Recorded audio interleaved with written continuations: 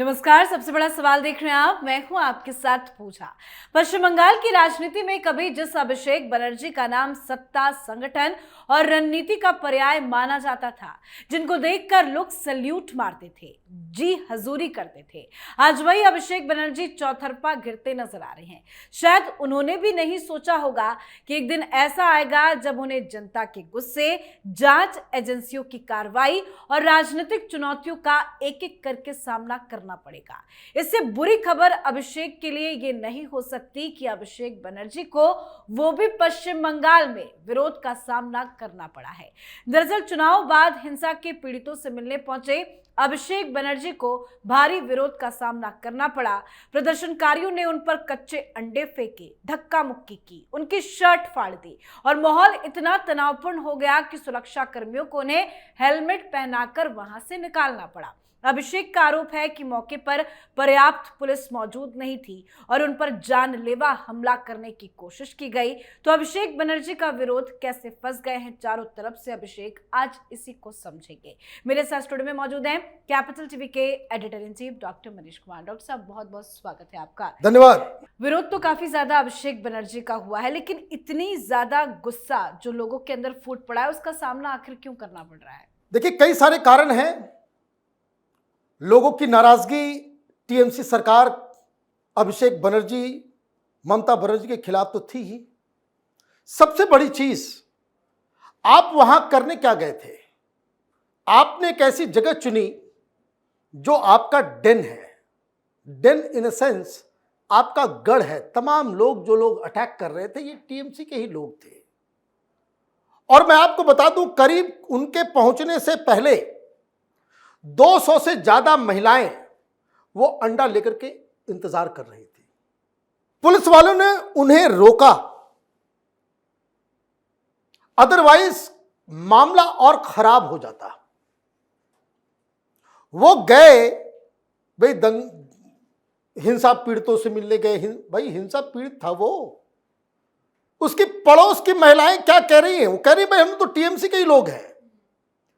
कि जिस व्यक्ति की मौत हुई वो एक लोकल गुंडा था, टीएमसी का गुंडा था, नशा करता था और नशे की वजह से उसकी मौत हुई। उसकी कोई पिटाई विटाई नहीं हुई। ये आप देखिए कि वहां जो टेलीविजन चैनल्स गए, पीटीआई गई, वहां पे एएनआई के कैमरे, वो सारे लोग बता रहे हैं कि गुंडे के समर्थन में आप आ गए। ऐसा व्यक्ति जो लड़कियों के साथ छेड़खानी करता था, नशे में धुत होता था और इलाके में जहां कहीं भी मारपीट होता था, यही सबसे बड़ा गुंडा था। तो पहली नाराजगी वो जो अंडा फेंकने का, बाकी सारी चीजें तो है कि टीएमसी वाले किस तरह से सारी चीजें कर रहे थे, लेकिन जहां आप गए, जिस व्यक्ति के लिए आप गए, वो तो एक विलन था समाज की नजरों में। इसलिए महिलाएं जो है वो आ गई। महिलाएं को रोक दिया गया। ये बड़ी शांति से जाते हैं, वहां पूजा पाठ और आरती वारती करते हैं जैसे कोई महापुरुष मारा गया हो। एक ड्रग एडिक्ट, लड़कियों के साथ छेड़खानी करने वाला और पता नहीं क्या क्या महिलाओं के साथ वो किया करता था। यह हर जगह, पूरे जगह टीएमसी का ये धंधा चल रहा था। एक गुंडा, उसके समर्थन में आप खड़े हो गए, इसलिए टीएमसी वाले भी नाराज हो गए।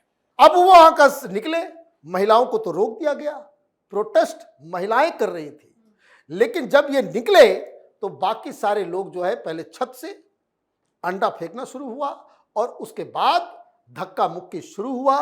जिस मोटरसाइकिल के ऊपर उनको बिठाया गया, वो मोटरसाइकिल आगे चल नहीं पाया। ड्राइवर जो है वो छोड़ दिया, ये गाड़ी से उतर गए और उसके बाद चारों तरफ से धक्का मुक्की, अंडा फेंकना, बहुत पिटाई भी हुई। हेलमेट पहनने के बाद भी पिटाई हुई? हेलमेट पहनने के बाद भी पिटाई हुई। कई सारी तस्वीरें जो देख रहे हैं आप, देखिए कि कैसे टिका टिका करके लोग मार रहे हैं। इससे क्या हुआ? इससे यह हुआ कि टीएमसी खुश हो गई। रात में जो खबर आई कि जो तमाम सांसद और विधायक, ममता बनर्जी ताली बजवा रही थी कि बड़ा अच्छा लीड किया, ये सारे लोग खुश हैं। पत्रकारों को बोले कि ठीक हुआ, यही तो होना चाहिए, हम लोग नहीं कर सकते, जनता कर रही है, ही डिजर्व्स इट। और शुभेंदु अधिकारी को मौका मिल गया।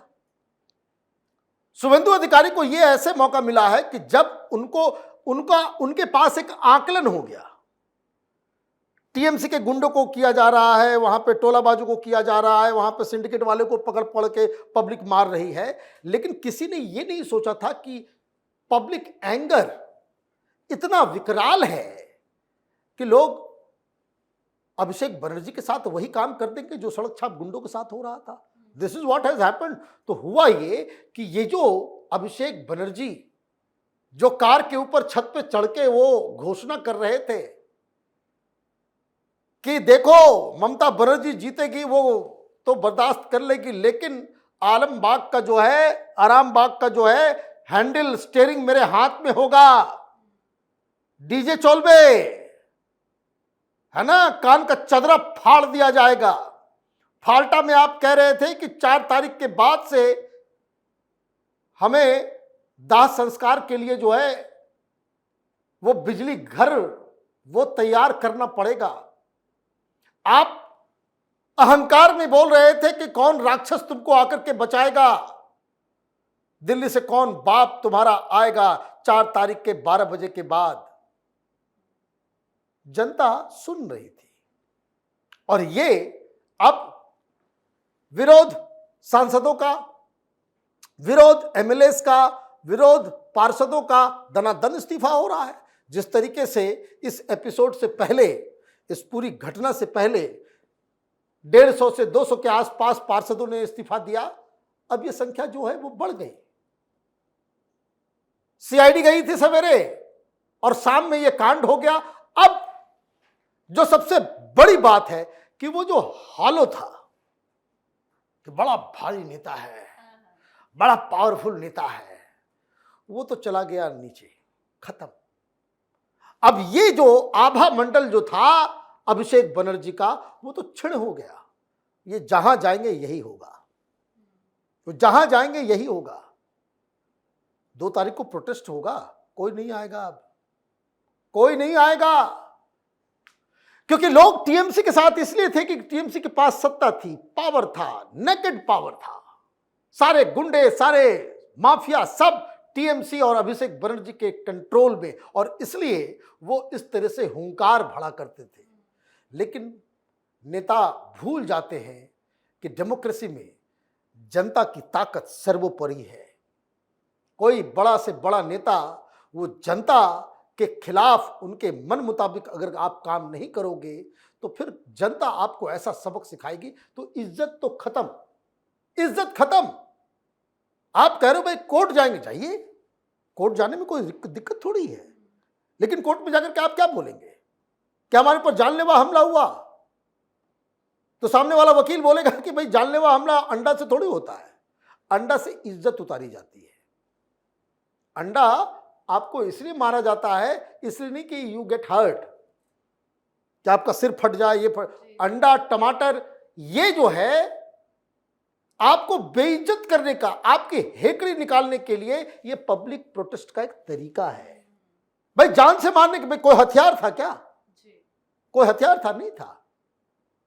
अभिषेक बनर्जी, ममता बनर्जी और तमाम लोग जो दिल्ली में बैठ करके उसके समर्थन में खड़े हुए थे, उनको सोचना चाहिए कि 2019 हो, 2021 हो, 2024 हो और बीच में जितने भी पंचायत के चुनाव हुए, ये अभिषेक बनर्जी किस तरीके से दमनकारी नीतियों के साथ लोगों की हत्याएं करवाता था, महिलाओं के साथ बलात्कार करवाया जाता था, ये टीएमसी के लोग किया करते थे।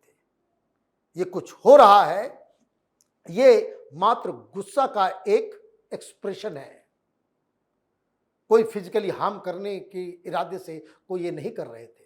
आपने ऐसे जगह को चुना, ऐसे व्यक्ति के घर जाना आपने पसंद किया जो स्वयं में एक गुंडा था, नशा करता था, नशे की वजह से उसकी मौत हुई, लेकिन आपने उसको प्रोपेगेंडा कर दिया कि ये जो है पोस्ट पोल वायलेंस की वजह से ऐसा हुआ है।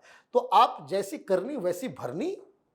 अभिषेक बनर्जी की इज्जत जो है वो मिट्टी में मिल गई आज, और अब ममता बनर्जी कैसे इस प्रॉब्लम से निपटेगी ये देखना बाकी है। जी, बहुत बहुत धन्यवाद सर समझाने के लिए। धन्यवाद। तो कभी विरोधियों को चुनौती देने वाले अभिषेक आज खुद चुनौतियों के साए में घिरे हैं और बंगाल की राजनीति में इस समय सबसे ज्यादा चर्चा इसी बात की है कि क्या ये सिर्फ शुरुआत है या फिर उनके लिए आगे और भी कठिन राजनीतिक परीक्षा इंतजार कर रही है। जिस तरह से जनता का गुस्सा फूट पड़ा है वो ममता बनर्जी के लिए भी बहुत बड़ा झटका है। अब तो टीएमसी के छोटे छोटे नेता, सांसद, विधायक भी कहीं जाने से पहले 100 बार सोचेंगे कि कहीं उनको भी विरोध का सामना ना करना पड़ जाए। तो आपको क्या लगता है? आप भी अपनी राय कमेंट करके लिखिएगा। देखते रहिए कैपिटल टीवी। नमस्कार।